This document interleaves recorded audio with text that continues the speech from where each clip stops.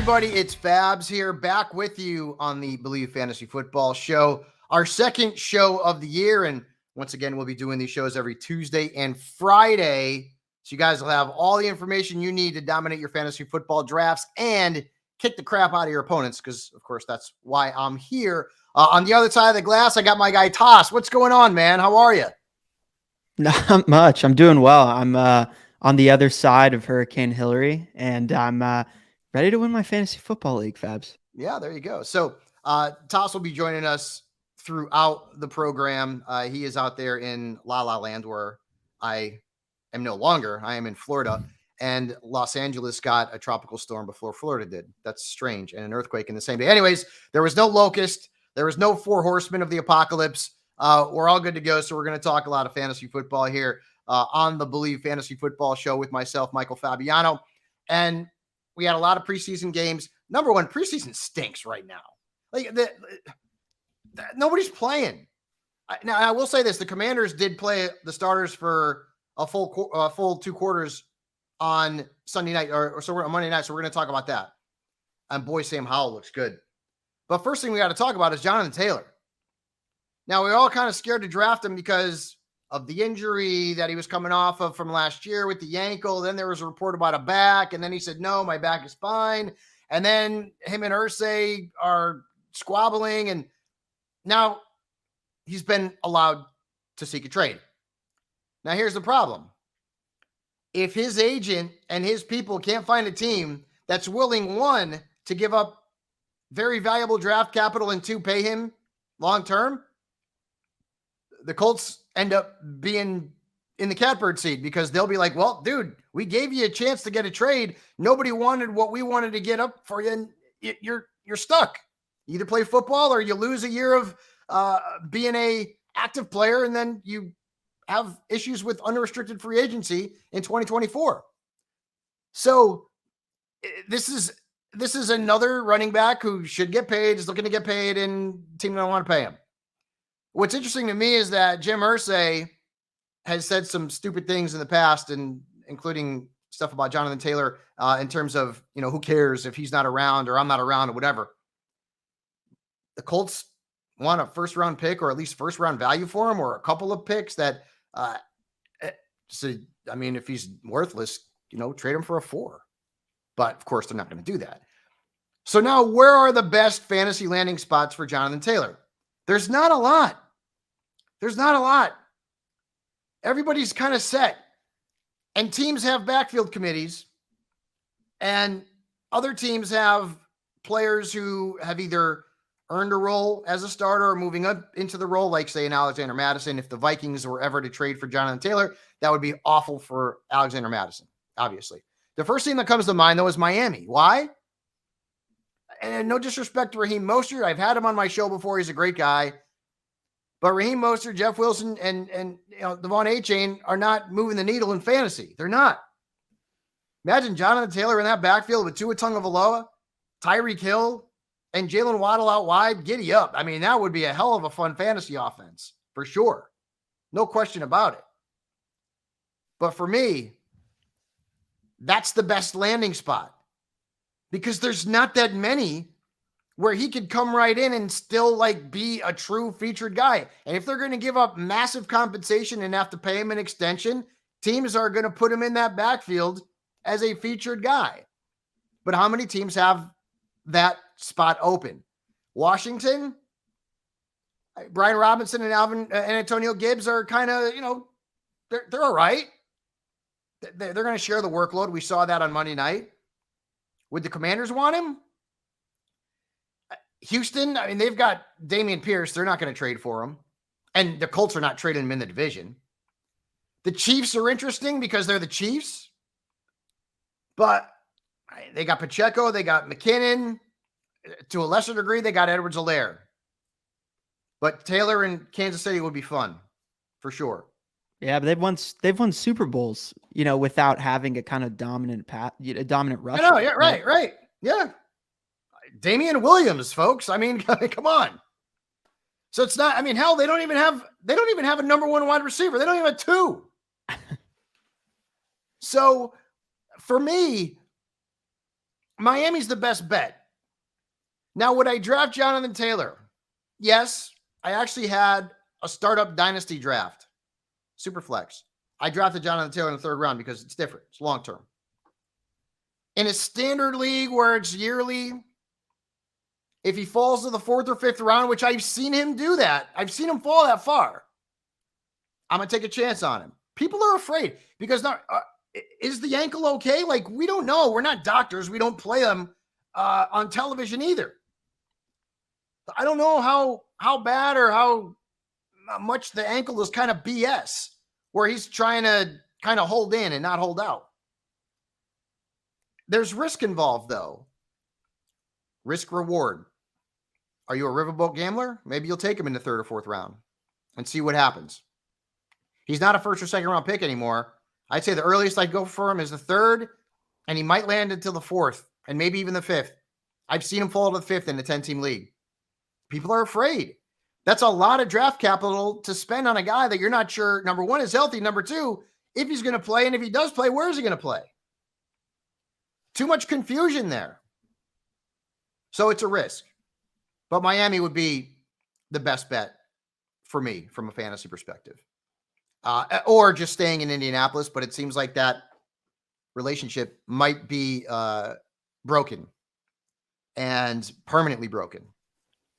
Well, so can I just, I got to ask you real quick. I mean, 4th, 5th round, 12-man league there.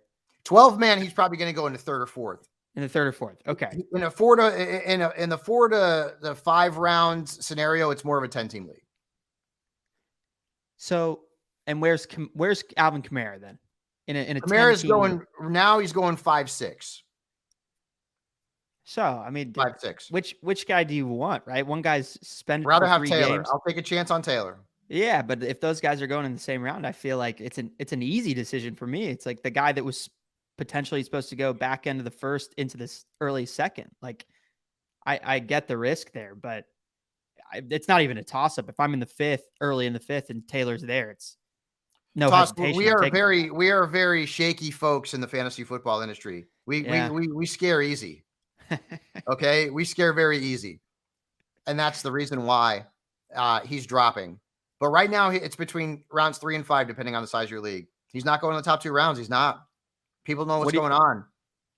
Are you interested in stashing a guy like any of his backups? Do they become interesting if he gets moved? If it was Zach Moss, and because he got hurt, right? Yes, but people are picking up Evan Hull. They're picking up Deion Jackson. They're picking up whoever might sniff touches in that backfield. Kenyon Drake. God, that guy's been passed around. Listen, the Colts are going nowhere. They're not a contender. So if they trade Taylor, they could just sign Kareem Hunt off the street. Leonard Fournette's out there. Or they could say, screw it, we're going to suck anyways. We're just going to roll with what we got. I mean, if they trade him, they got to bring somebody in. Unless someone is included in the trade in terms of the compensation that can play running back. But I just don't see anyone right now in that backfield making an impact. It'll be a committee. Now, again, Zach Moss, I don't know. I don't know he's going to be back. It's a Steichen-led offense, too. So if you got Richardson, you've got multiple guys probably that are going to be involved. The Eagles last year, it was, Sanders was great. But they used Boston Scott. Exactly. They used Gainwell.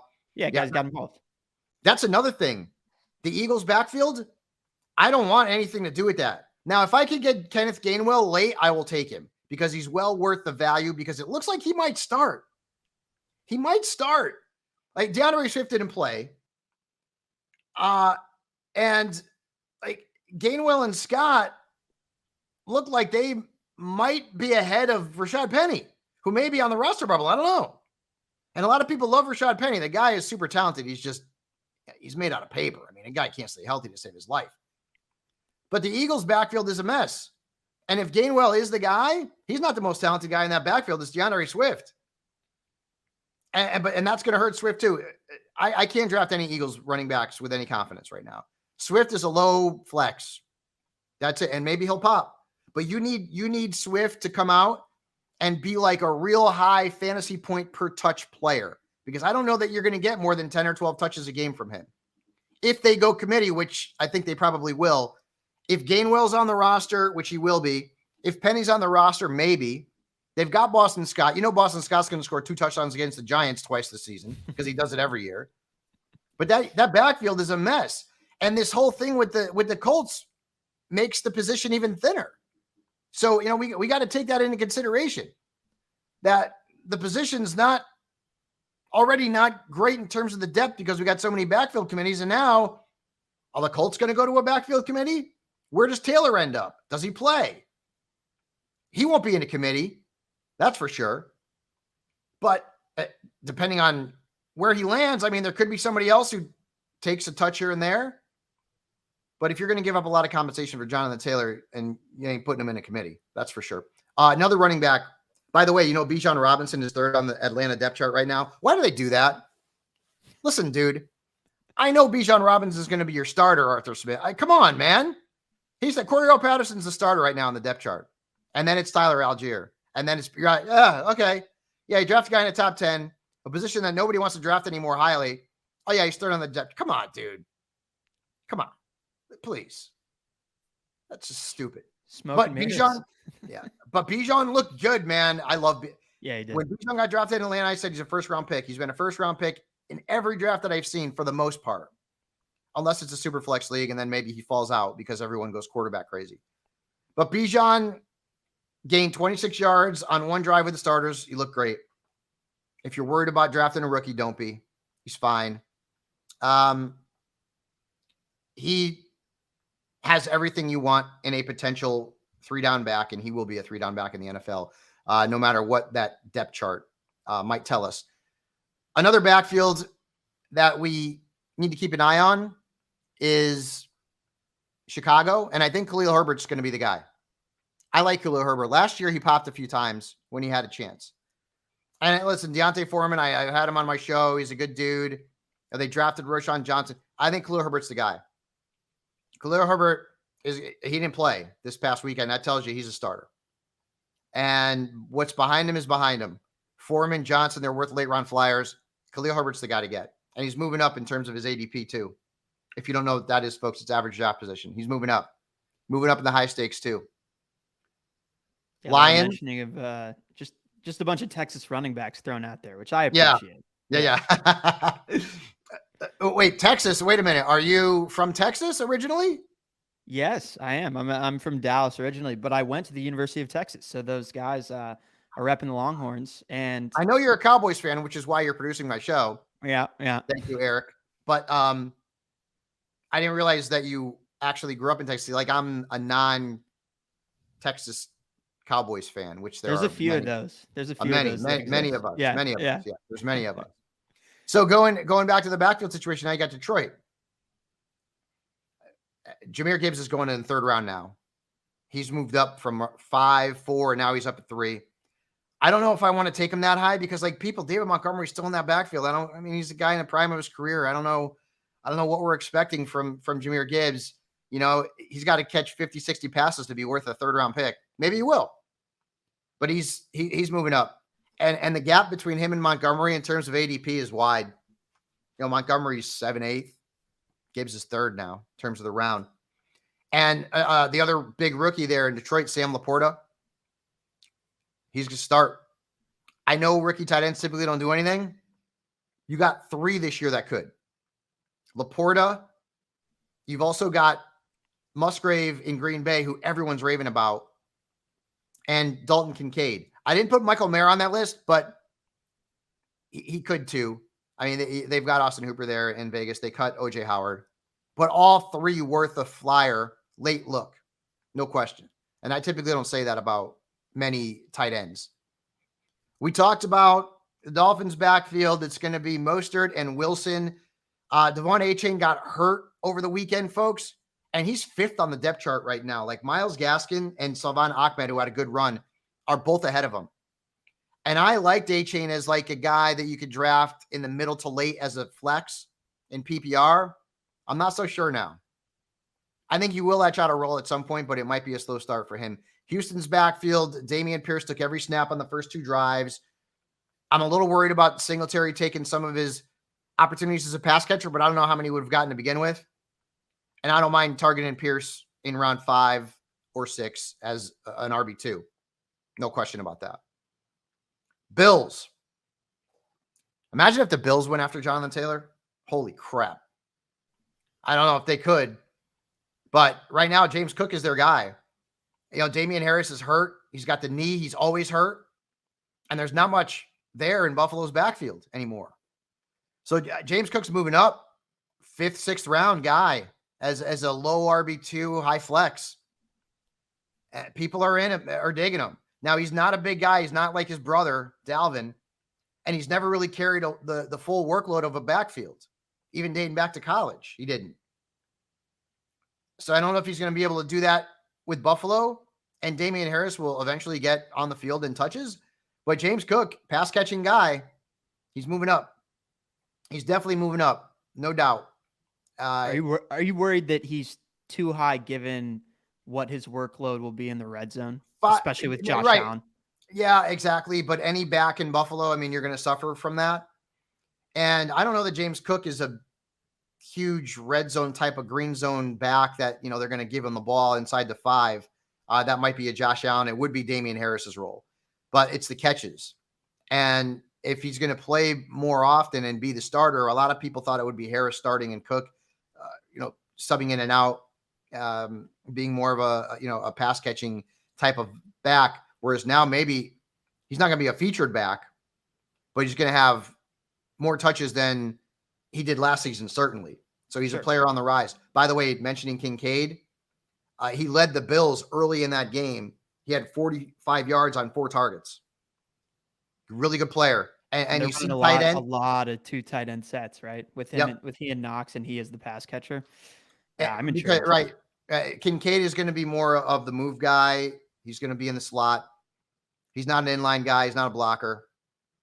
So that Kincaid, again, rookie tight end, and I even have that feeling like hanging over my head. I don't know what to do with that because tight ends in their first year typically don't know anything. Even the greats did nothing. A lot of them. But we got 3, maybe 4 who could do it this year. So something to keep an eye on. We also saw some other guys pop. Kendre Miller popped for the Saints, and he was hurt. And apparently not badly enough to miss the game, and he played good. Made a nice catch. Saints are okay in that backfield. Jamal Williams will probably be the guy for the first 3 weeks, and then they have Kamara. And I don't love Kamara, but I get him in the 6th round as a flex. Okay, I'm good. Because that's what he is now. He's a low 2 flex. He's not a 1 anymore. He hasn't been since Breeze left, really. At least not a consistent one. He had that crazy game on Christmas where he scored, 6 touchdowns against the Vikings a few years back. Other than that, I mean, he hasn't been as consistent, and he's not catching the ball to the backfield as much. So keep that in mind when you're drafting Kamara. Take the discount, round 5, round 6, but you should not be drafting him as more than an RB2 flex type of player. Arizona, James Conner's going to be the guy there. It looks like Keontae Ingram's going to be the backup. This is a team going nowhere, unfortunately for their fans. And there are some good scenarios there from a fantasy perspective, and they're all in the passing game. Although Conner's got a lot of touches coming his way. You just got to avoid injuries. So Conner's a good bargain. You get him in the 5th round, something like that, 5 or 6. But Michael Wilson looks like he's going to start as a rookie. He's going to start on the outside with Hollywood Brown. Hollywood Brown's the guy to get. I think he could be very, very good in terms of being a bargain because he's not coming off the board until round 8 or 9.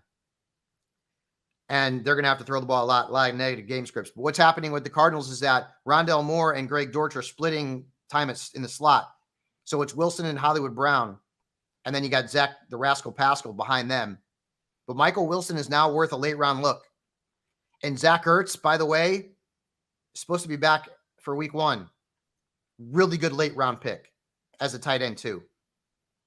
Now, I don't know how he's going to look coming off the knee, but everything seems to be progressing pretty good. Patriots-Packers game. Jordan Love looks good.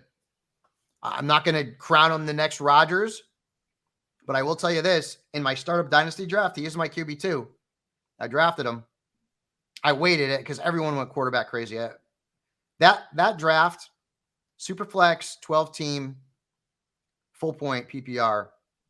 I had the 12th pick, so I was screwed. The top 8 quarterbacks were already off the board when I was up. There's no way I was taking Deshaun Watson or Dak Prescott at 1 or 2. So I took CeeDee Lamb and Jamar Chase. I'll take that all day long. My quarterbacks are lacking. Kyler Murray's my QB1, but it's a dynasty league. I'll roll with them. If I have to start, I had to draft Matthew Stafford late. I had to, and no choice. But if I'm rolling with Jordan Love and Stafford as my 2 quarterbacks until Kyler comes back, I'll be all right. Who's the is Jordan Love probably the quote unquote worst or most unproven QB2 that's starting for a team? He's certainly one of them. Yeah. He's certainly one of them. I mean, obviously Anthony Richardson is a QB2 in fantasy, although he's moving up. Sure. Rushing upside though. But big time. Nice. Jordan Love is like the big X factor. How's that Packers offense going to look? You know who I like too is Romeo Doubs. You can get him late. You can get him double-digit rounds as your wide receiver 5. Sign me up. I'm in. Watson scares me a bit, but Dobbs is his ADP. He could lead that team in targets and catches. Toss easy. So I'm in. They have a lot of good. Musgrave is worth a look. Packers got a lot of question marks, like young players. That passing game. Think about that passing game.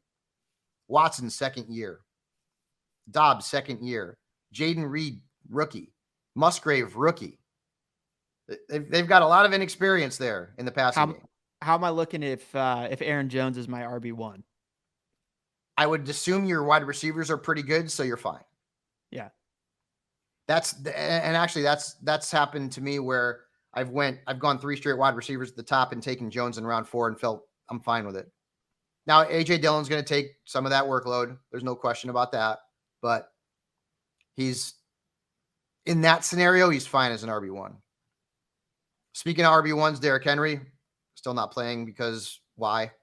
We're not going to see a lot of him, but who are we seeing? Boy, Tajay Spears looks good. Yeah. That dude's fast. He's fast as you know what. It's funny.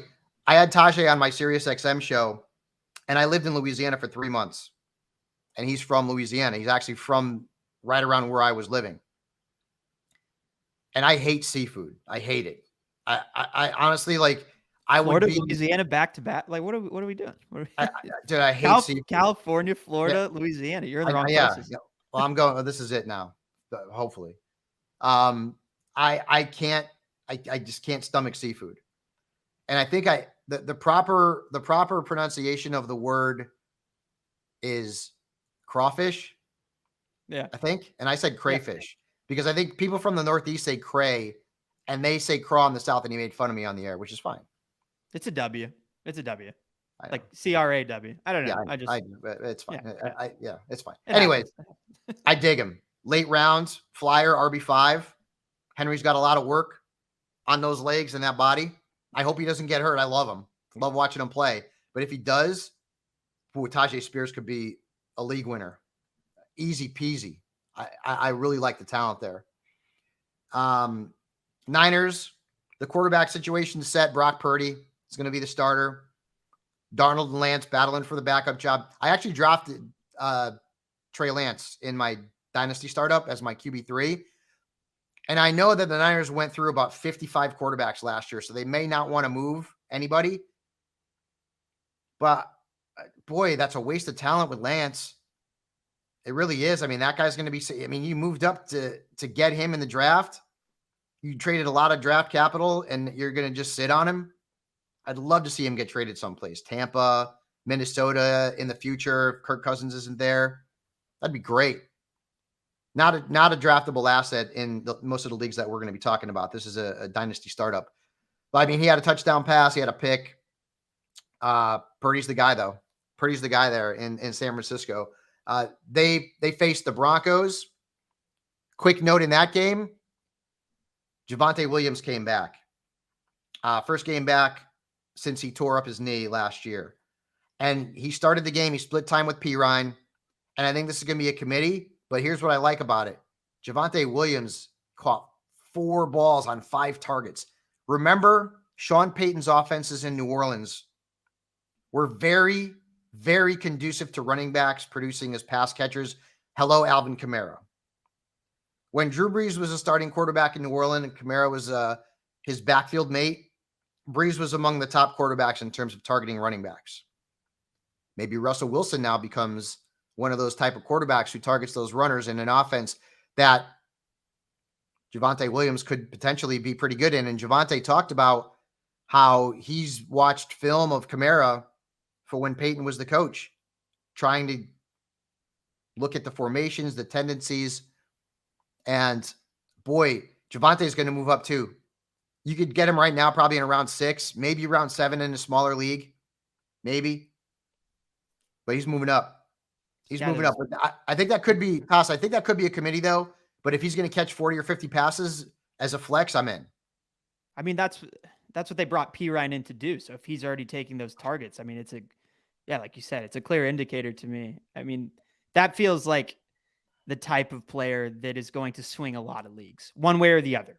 Because if the injury, if you don't want to rush him back, I know he's already playing, but at what volume, right, during the regular season? Mm-hmm. I liked him a lot last year prior to the injury, but he was a second round pick last year. If you get that in the 6th round this year, I know it's a massive injury, but if he has a Adrian Peterson-esque return from injury, which no one else has really done, I'm with it. I'm really with it. I'm in on Javonte. I'm big in on him. Yeah, I was off of him because I was thinking, boy, ACL and LCL, and he couldn't beat out Melvin Gordon when he was healthy in Denver.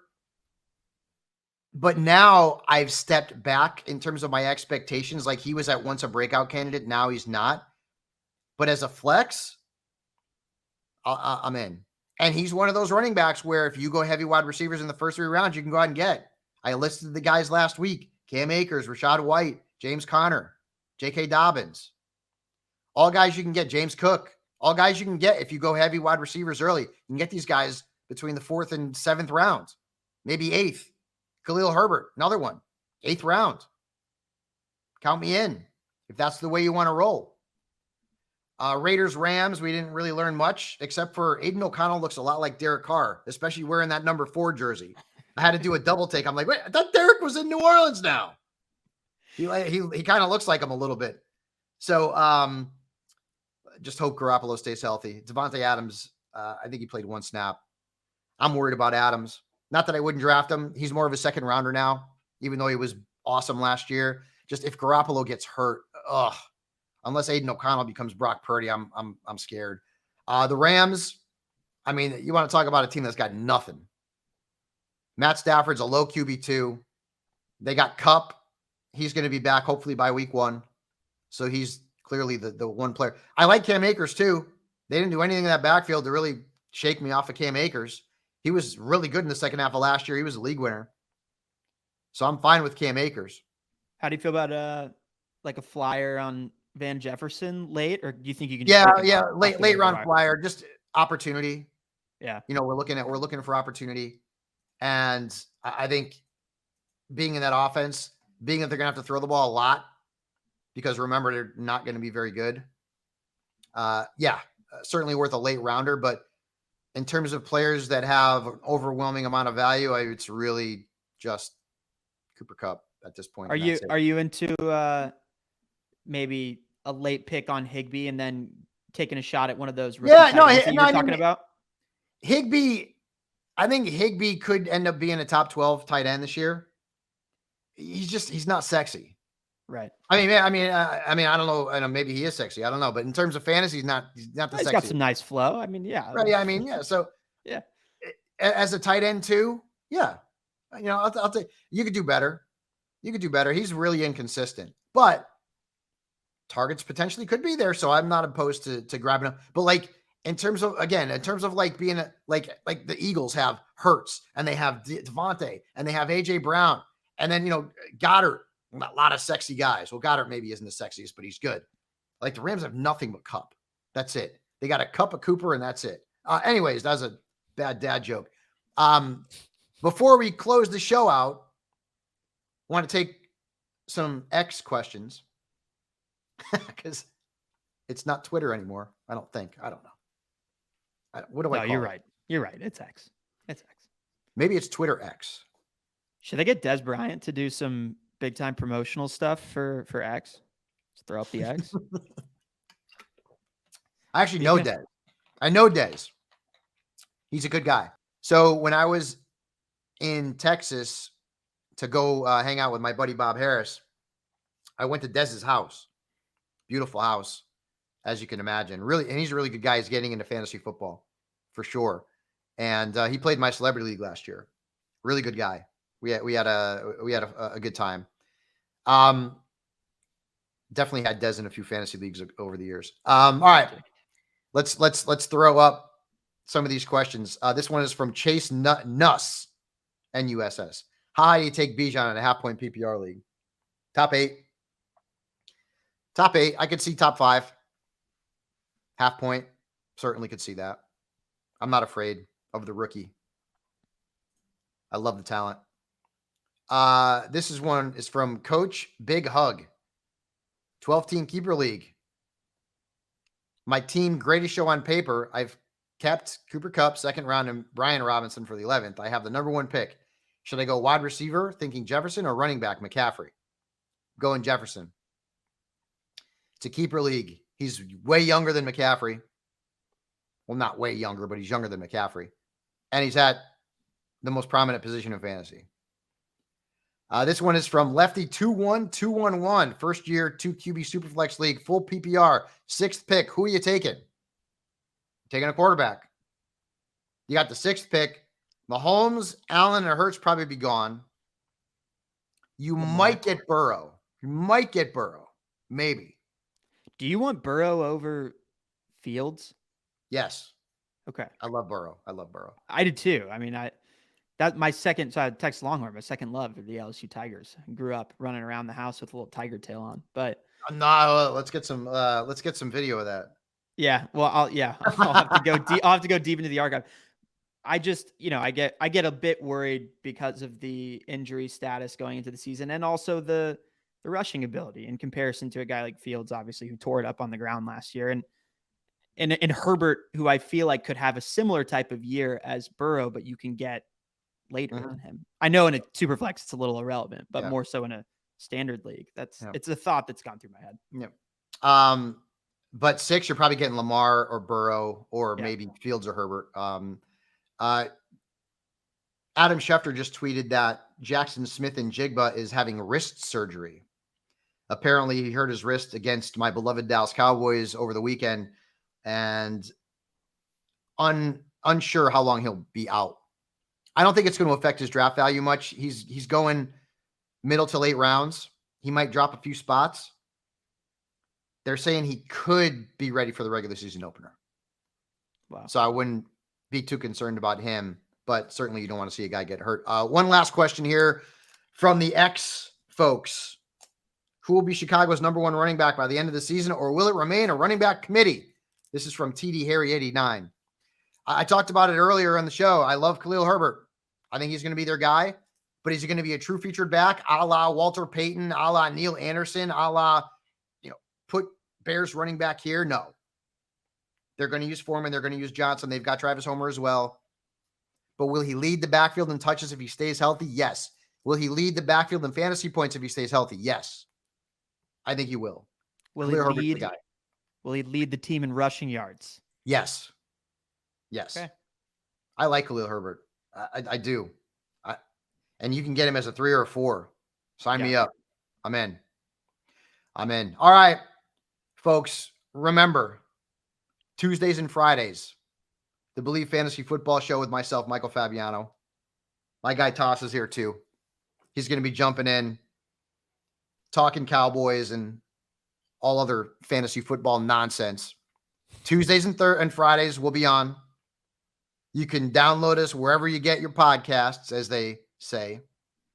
And on Friday, we're going to look at positional tiers because we're right in the middle of draft season. I've got 4 drafts this week. I think I have 4 next week. And then I've got a couple like the first week of September. So, I got crazy drafts coming. Is the night before Actually, no. We only have 2 weeks until the opener, right? We only have 2 weeks left. Not So I've next got, like, Thursday, but the following. Yeah. yeah. So I have, damn, I think I have like 8 drafts in the next 2 weeks, maybe 10. It's going to be a lot. I got one today too. So we're going to talk about positional tiers, quarterbacks, running backs, wide receivers, tight ends, all that kind of stuff. Tiers are really valuable. It gives you an idea of where there's breaks in terms of players and positional value. Really useful stuff for your drafts. Hopefully this show is useful to you. Tosh, you're the man. And we will see everybody back here on Friday. Again, make sure you go to your favorite podcast destination, download us, subscribe to us, and even say, hey, Fabs doesn't suck that bad. I'll give him 5 stars. We would appreciate it.